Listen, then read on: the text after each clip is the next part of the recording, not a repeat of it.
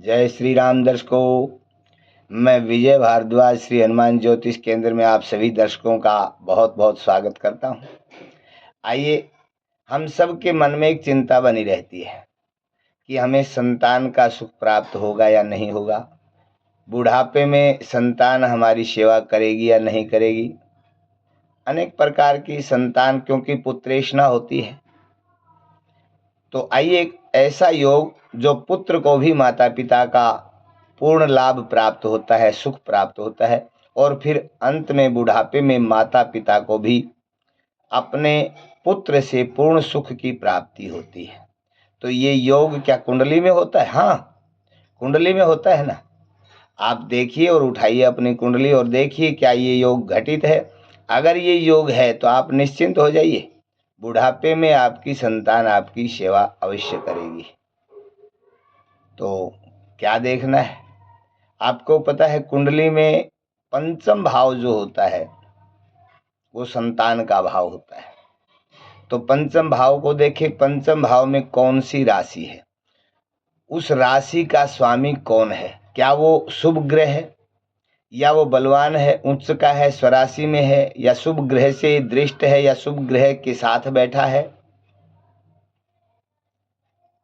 इस प्रकार से पंचमेश जितना शुभ होगा, जितना बलवान होगा, जितना शुभ ग्रहों के साथ होगा या शुभ ग्रहों से दृष्ट होगा, और वो पंचमेश या तो लग्न में बैठा हो पहले भाव में, या दूसरे भाव में धन भाव में बैठा हो, या चतुर्थ भाव सुख भाव में बैठा हो, और या फिर पंचमेश भाग्य भाव में यानी कि 9वें भाव में बैठा हो, और या पंचमेश लाभ भाव में यानी कि 11वें भाव में बैठा हो।